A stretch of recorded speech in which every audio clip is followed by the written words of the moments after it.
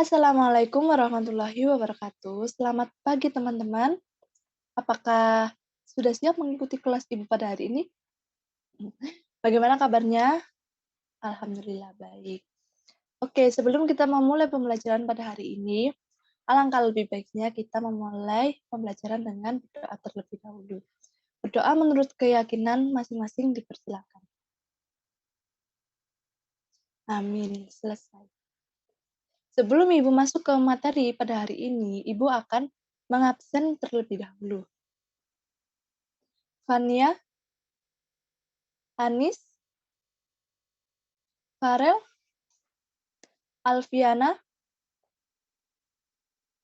Sandi, Ferry, alhamdulillah masuk semua ya. Oke, apa sih, mengapa kita itu perlu mengetahui sejarah masa lalu dari negara kita sendiri, yaitu negara bangsa Indonesia? Eh, karena dengan memahami sejarah bangsa kita sendiri itu, dapat mengetahui keberadaan bangsanya pada masa lampau. Dengan demikian, sejarah memiliki peran yang sangat penting dalam kehidupan suatu masyarakat. Pada pertemuan kali ini, kita akan membahas materi mengenai masyarakat Indonesia pada masa praaksara, Hindu-Buddha, dan Islam. Dengan materi yaitu masa praaksara pada pertemuan pertama. Sebelum kita masuk ke materi lebih lanjut, Ibu mau bertanya kepada kalian, apa sih yang dimaksud dengan masa praaksara itu sendiri? Ada yang tahu? Ya, silakan Fania. Ya, betul sekali jawabannya. Jadi, masa praaksara adalah masa di mana kita belum mengenal tulisan. Seperti yang tertampil di slide PPT ini, yaitu zaman praaksara merupakan sebuah zaman di mana manusia itu belum mengenal suatu tulisan. Dimulai sejak manusia ada dan berakhir ketika manusia sudah mengenal tulisan. Lalu bagaimana sih secara geologis sejarah perkembangan bumi pada saat itu? Ada yang tahu? Tidak ada.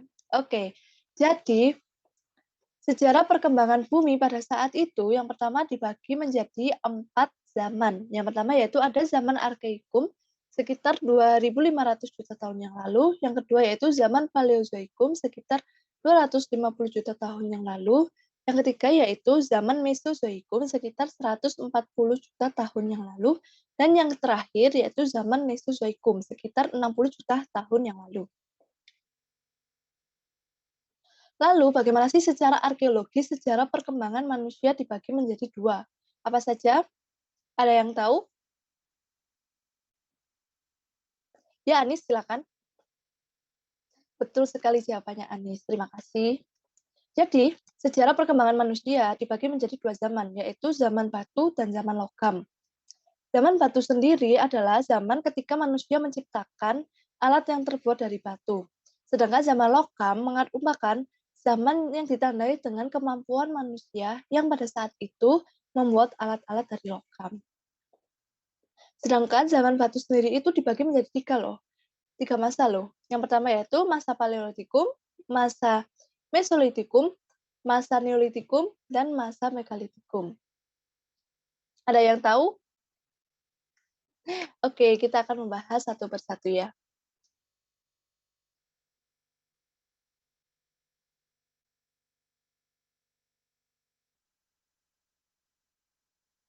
Nah, ini adalah gambar peninggalan masa praksara. Ada yang tahu 3 gambar tersebut namanya apa saja?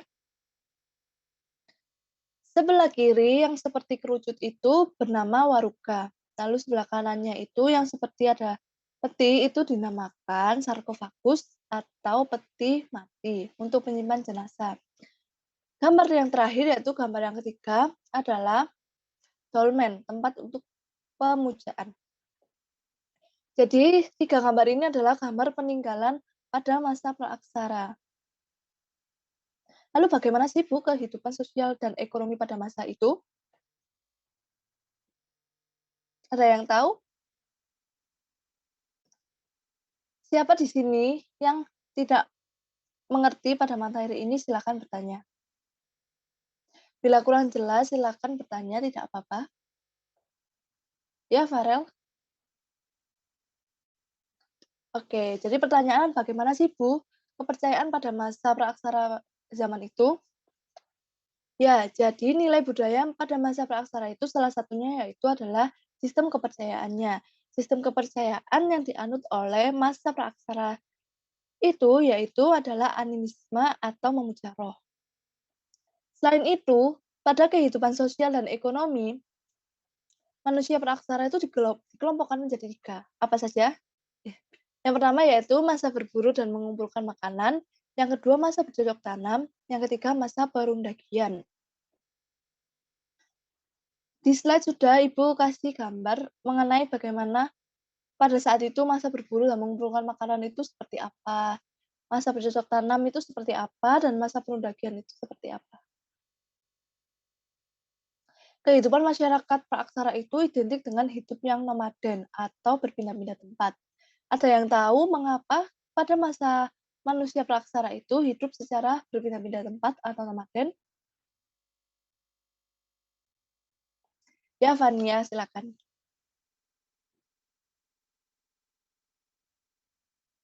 Ya, jadi mengapa sih manusia purba pada masa itu hidup berpindah-pindah tempat atau nomaden?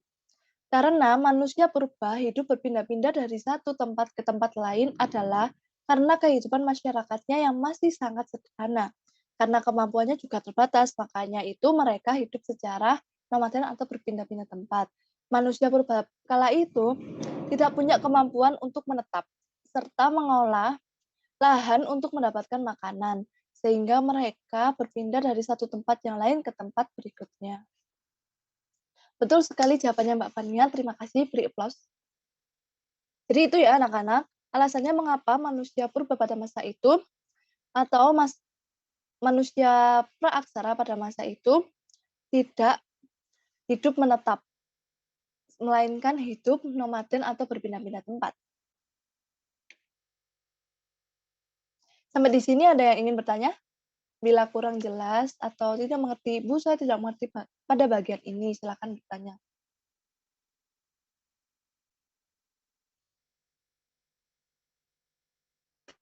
Oke, jika tidak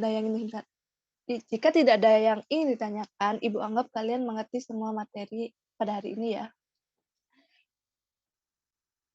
Selanjutnya, Ibu akan membagi kalian menjadi 3 kelompok. Masing-masing kelompok itu mencari informasi tentang periodisasi masa praaksara dengan rincian sebagai berikut. Untuk kelompok 1, mencari informasi mengenai periodisasi masa praaksara berdasarkan bukti geologisnya. Kelompok 2 yaitu mencari informasi mengenai periodisasi masa praaksara berdasarkan bukti arkeologisnya. Lalu kelompok yang ketiga yaitu mencari informasi mengenai periodisasi masa praaksara berdasarkan perkembangan kehidupannya. Karena kita sistemnya seperti ini dan tidak mungkin satu kali pertemuan langsung selesai, maka Ibu akan memberikan tugas kelompok ini untuk dipresentasikan minggu depan di pertemuan selanjutnya. Untuk tugas yang sekarang, Ibu akan minta kalian untuk membuat kesimpulan pada pembelajaran yang barusan kita bahas, yaitu tentang masa praaksara di buku catatan kalian masing-masing. Kalau sudah dicatat, ditulis tangan ya. Kalau sudah dicatat, kalian kumpulkan di Google Classroom. Ibu tunggu sekitar jam 10 harus sudah dikumpulkan. Nanti hasil catatan atau simpulan kalian, Ibu akan beri nilai sebagai ganti hari tugas untuk hari ini. Untuk tugas kelompok tadi, kita akan presentasikan di minggu berikutnya ya. Untuk hari ini, hanya kalian mencatat kesimpulan saja. Apakah masih ada yang ingin ditanyakan? Tidak ada. Oke. Oke, Ibu akan memberikan kesimpulan pembelajaran pada hari ini.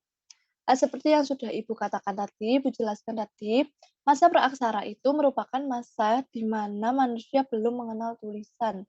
Pada zaman itu manusia itu masih bertempat tinggal belum menetap atau hidup berpindah-pindah tempat atau disebut juga dengan nomaden, yang menjadikan goa-goa atau di pinggiran sungai itu sebagai tempat tinggal sementaranya sebelum berpindah ke tempat lain. Sehingga untuk memenuhi kebutuhan hidupnya dengan cara memanfaatkan alam sebagai sumber kehidupan untuk bertahan hidup.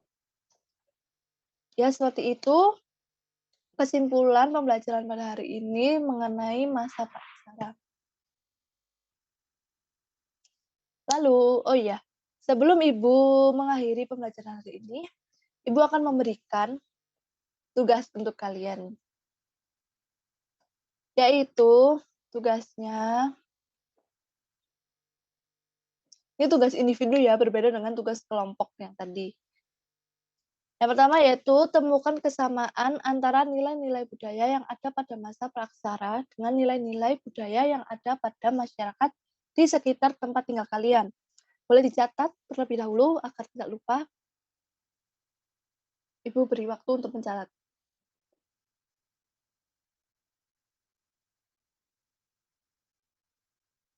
Ya, sudah dicatat semuanya? Oke, jadi ada 3 tugas yang Ibu berikan. Yang pertama yaitu tugas kelompok tadi, itu untuk dipresentasikan minggu depan.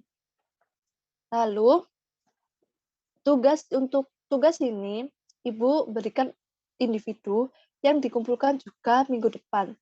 Namun akan kita bahas setelah kita membahas tentang tugas kelompok yang tadi. Setelah kelompok 1 sampai dengan 3 maju, lalu kita akan membahas tentang tugas individu ini.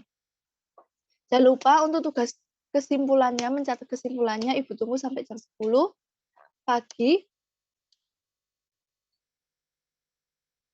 Ya, kenapa? Oh iya.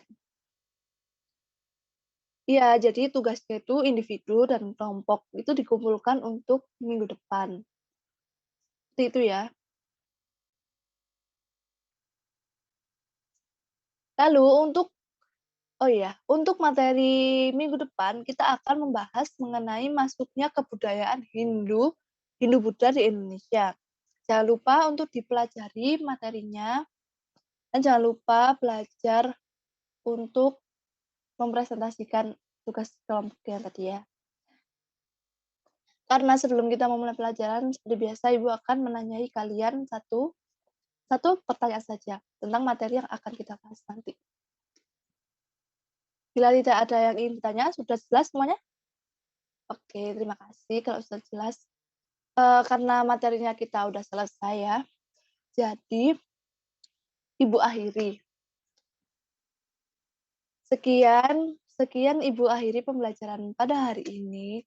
Bila ada tutur kata Ibu yang kurang berkenan, mohon dimaafkan. Terima kasih sudah mengikuti pembelajaran Ibu pada hari ini. Kurang lebihnya mohon maaf. Wassalamualaikum warahmatullahi wabarakatuh. Tetap semangat, jaga kondisi kesehatan. Sampai bertemu minggu depan.